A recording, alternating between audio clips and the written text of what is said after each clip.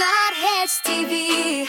Miss Bel Mariano, abay mas matapang at mas fearless no na pinangalanan ngayon sa showbiz dahil po sa kanyang mga ipinakita no. So ano nga ba yung kanyang mga revelation at ano nga ba yung kanyang mensahe para kay Mr. Donnie Pangilinan sa kanyang latest interview. So yun po yung pag-uusapan natin maya-maya lang. But before that, if you haven't subscribed yet to my YouTube channel, please don't forget to like, share, and subscribe at i-hit mo na rin ang notification bell for more showbiz updates. Bago tayo of course magpatuloy sa ating updates for today's video, nais ka pong pasalamatan kayo for always watching and trusting this channel. Thank you so much sa inyong laging panonood at palagi ang pagsubaybay sa mga updates po natin.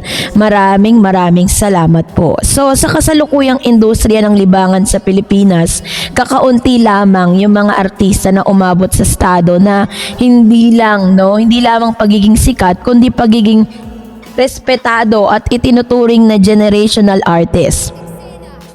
Isang taong hindi lang sinusubaybayan kundi inuuna sa mga malalaking project. Kung makikita nyo kasi isa sa mga pangalan na madalas na umuusbong kapag pinag-uusapan ng ganitong uri ng tagumpay hindi po laging nawawala sa listahan si Miss Bel Mariano.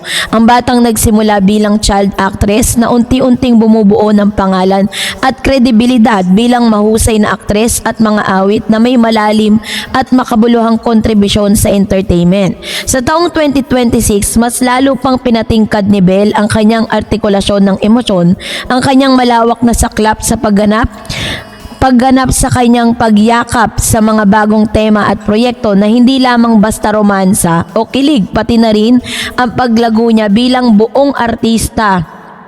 Ang kanyang pinaka-recent role sa pelikulang Tayo sa Wakas ay tinawag niyang pinaka-emosyonal na trabaho hanggang ngayon. Isang deklarasyon na may malalim na konteksto, hindi lamang storyline mismo, kundi sa kanyang personal at artistic na paglalakbay. Sinabi po ni Miss Bel sa kanyang recent interview na ito pong kanilang bagong movie ni Mr. Donnie Pangilinan. Aasahan po natin na very emotional, fearless ang kanyang yung pinaka-word na parang ginamit no kung paano nila isasalarawan yung kanilang mga role no. Wala pa man pong inilalabas na official teaser kasi yung nilabas na teaser yun po yung mga movie at mga project na pinagsamaan nila ni Donnie. At sa kanilang comeback movie, ang ginawa po ni Donnie kasi tsaka ni Bel in collaboration sa kanilang mga idea, pinagsama-sama nila yung mga dati nilang character at yun po yung kinonfile sa isang teaser na talagang umani po ng almost a million views mula po sa social media at pinagsama-samang social media platform. So, sinasabi po dito na ang pelikulang Tayo sa Wakas ang isa sa pinakaabangang pelikula sa 2026, lalo na para sa mga tagahanga ng kilalang love team na sina Bel Mariano at Donnie Pangilinan na mas kilala bilang Don Bel. Ang teaser at mga promotional na pelikula ay nagpapakita ng mas mature at mas masalimuot na tema kaysa sa karaniwang rom-com na inaasahan ng mga fans. So bakit nga ba itinuring itong most emotional yet? Ayon mismo sa payag kasi ni Miss Bel, ang role niya sa Tayo sa Wakas ang kanyang pinaka-emotional na role sa ngayon dahil sa tono ng pelikula mas malalim ang pagsasalamin ng mga emosyon at karakter kaysa sa mga nauna niyang ginawa. Ang linya nung teaser ay pelikula na nasaan na ba tayo?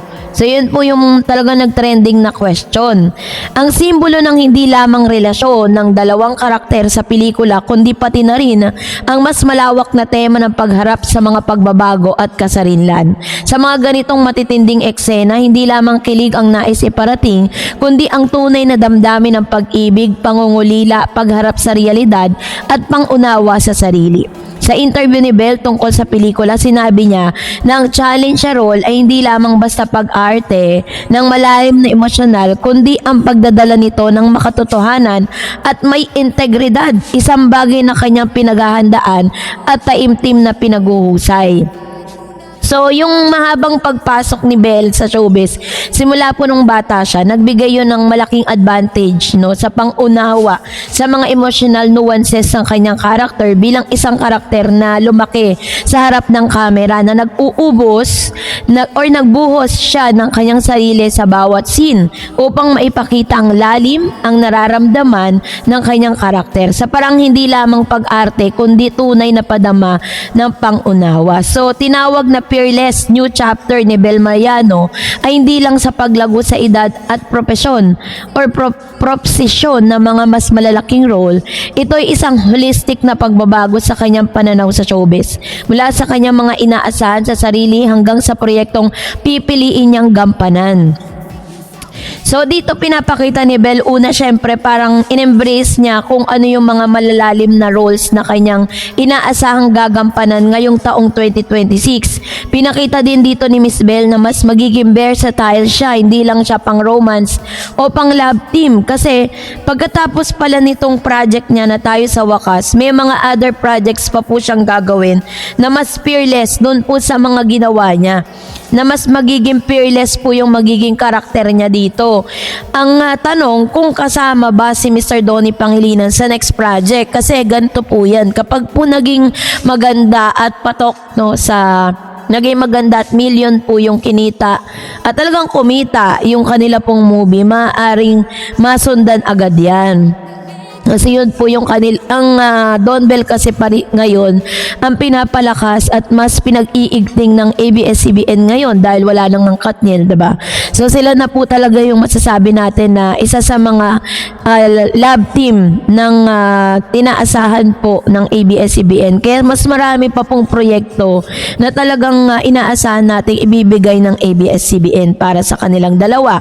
Ngayon, sa isang interview din, tinanong din si Belle ano bang masasabi niya at ano po ang mensahe niya para kay Mr. Donnie at saka po sa kanyang mga fans. Ito, panoorin po natin. What can you say to Donnie and to your Don Bell fans?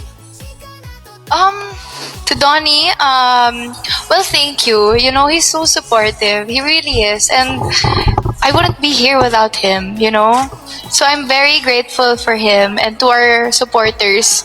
Grabe yung suporta nila. Like, after 5 years, they're there and parang hindi namin sila supporters, parang pamilya namin sila. And nakakatuwa, like, whenever I attend, like, anniversary ng fandom or ano, nakakatuwa na they're more than just supporters. They're actually friends with one another. They've created that environment with one another na parang magkakaibigan sila.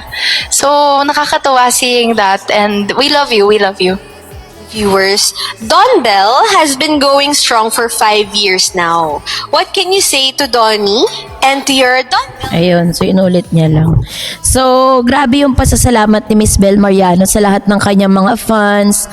At of course, syempre, pinasalamatan niya rin si Mr. Donnie Pangilinan. Of course, tama naman yung sinabi niya, per without Donnie is wala din naman siya, diba? Kasi they are considered as one sa showbiz dahil nga Don Bell po sila. Pero kahit ang dami na nangyari sa Don Bell, ang dami mga chika, ang dami mga intriga, ang maganda lang sa kanila, hindi po nasira yung kanilang relationship at hindi po naapektuhan kung ano man po yung mga lumalabas na balita, mga fake news na lumalabas tungkol sa kanilang dalawa. Kumbaga, na protektahan nila yung kanilang relationship at yung kanilang samahan.